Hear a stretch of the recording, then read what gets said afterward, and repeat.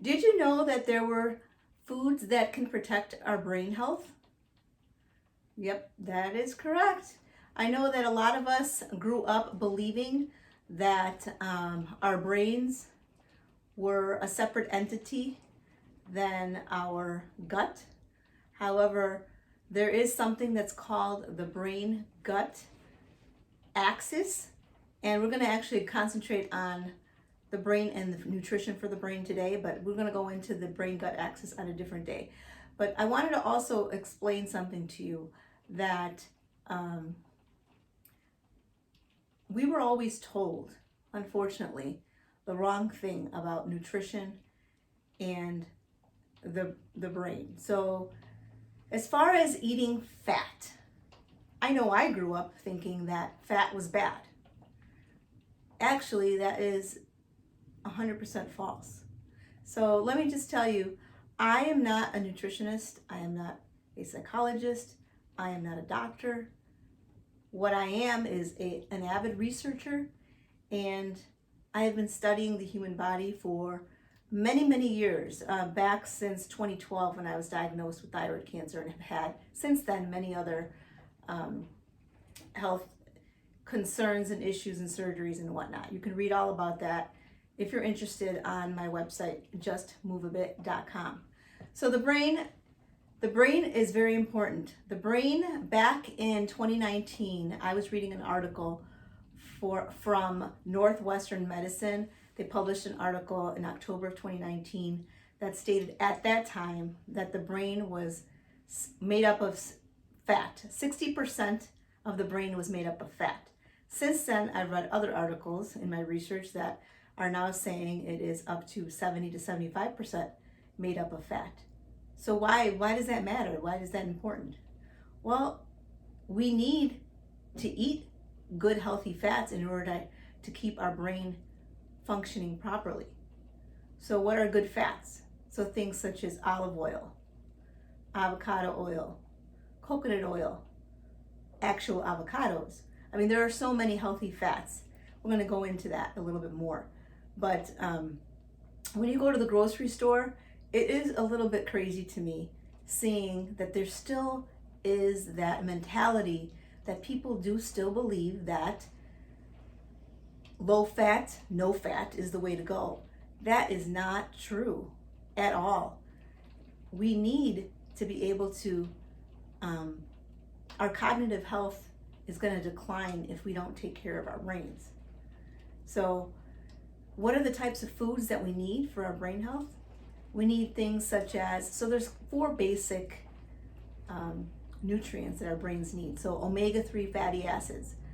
What types of foods are those? Those are things like fatty fish. We have walnuts. We also need magnesium. Magnesium-rich foods are amazing for our brain health. So what does magnesium do? Magnesium is something that can be found in many different foods, such as bananas. So bananas, for example, are one of the best foods you can eat on the planet. I'm a firm believer of that. So bananas, since they contain such high magnesium, they not only are good for your brain, they're good for sleep. In order to be able to sleep and to get optimal sleep, you need to make sure that you're getting plenty of magnesium. Now, also, other than magnesium, there are foods that contain probiotics. So probiotics are foods such as sauerkraut, tempeh, miso, kimchi, things like that. I'm sure any one of us can Google all the foods that contain probiotics. So I am not a proponent of, I know with COVID and everything, there are many of people out there saying you need to take probiotics as a pill form, and that's fine if that's what you want to do. You can certainly do that. I have had, I've actually done both. I've done probiotics in pill form, and I've done daily sauerkraut. So that's kind of where I get my probiotics. So it's super important that we continue to be active too, because if we're not active, our brain deteriorates. You need to be active.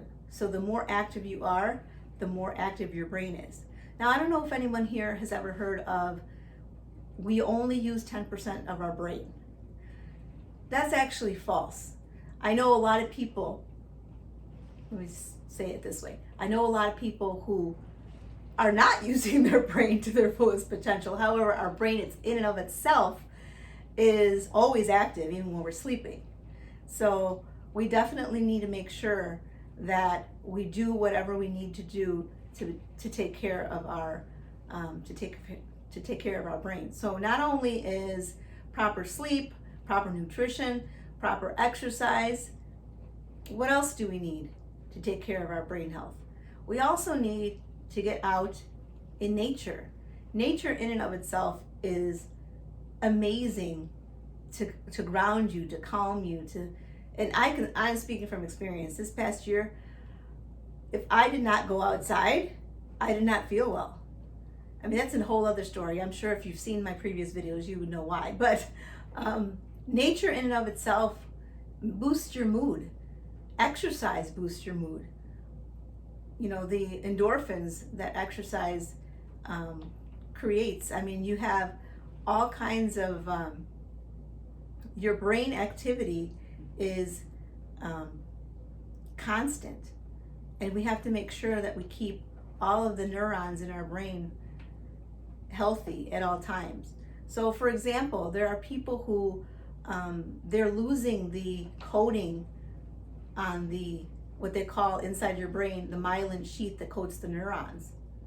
So when that deteriorates, someone with MS, for example, they start to lose function, and function is lost in so many different ways. So what do I mean by function? So some people, MS can be something that affects people differently. So for example, some people might lose the ability to walk properly. Some people might lose the ability to see properly. You know, your motions, your movement can be affected differently depending on the type of MS that you have. So nutrition, having proper nutrition is essential and crucial for our brain health. That is something that we can't avoid. I mean, research has always stated, I shouldn't say always, I would say the more and more I read about the brain and our health, I mean, it is amazing that there are still websites out there, articles out there pushing the low fat craze, which is crazy. I mean, in the 80s, the low fat craze didn't even produce people who, at that time wanted to lose weight. As a matter of fact, things got worse. Why is that? Because it didn't work. Number one, it didn't work. You need good, healthy, natural fats in one's diet. I mean, if your brain is made up of more fat, it's the largest organ that's made up of more fat in your body. And so we need that fat to keep it healthy. I mean, that is essential. So B vitamins are huge. There's B6, B12. And also, one important thing to note, please check with your doctor, because if you are getting super tired and sluggish, more than likely you're lacking in B vitamins. Your doctor should be able to do some blood work and see if you're deficient in that. Also, one huge thing, most people, I would say, are deficient based on my research and knowledge and my experience and going through the things that I've gone through in the past several years, is that most people are deficient in vitamin D, magnesium, the B vitamins, and zinc. Obviously, everyone is different. There's no one size fits all. We have to make sure that you take the right testing that your doctor will do for you, so that you can see what it is that your body needs. So take care of yourself, stay active, eat properly, get plenty of rest. Number one, sleep, I would say, is the best thing you can do for your body, because without sleep, you can't restore. Your body basically tries to reserve everything that you have done throughout the day. If you don't get proper sleep, then you're going to start to have all kinds of ailments. And I do believe that it all begins with sleep. If you don't have enough sleep, you're going to start to get sick, right? If you don't have proper nutrition along with proper sleep, if you get those two things in order, you're going to start to feel better. And your brain is going to feel better. So another thing too I wanted to note is that I had written an article on my blog at justmoveabit.com titled Mindful Chili. So I created this recipe because I have someone in my family who has MS, and it's all explained in that article. And one of the things that is great, one of the nutrients in one of the vegetables that I use is all a great, they have great about health benefits so that your cognitive function won't decline. So some of the things I included in there were cauliflower. Cauliflower has sulfur in it, which is amazing to retain your cognitive function. So you have cauliflower in the chili. There's also an unexpected ingredient. Seaweed is amazing for brain health as well. There's a few others in there. If you read the article, it'll explain a little bit more. But I mean, I can go on and on about brain health. But you know, they're supposed to be short videos. So hopefully you learned something here today. And I do hope you continue to watch. Please comment down below.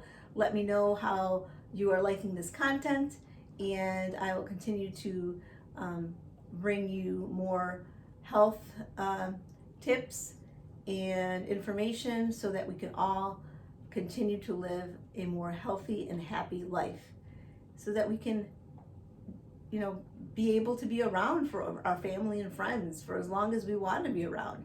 I mean, isn't that something we all should strive for, to do something that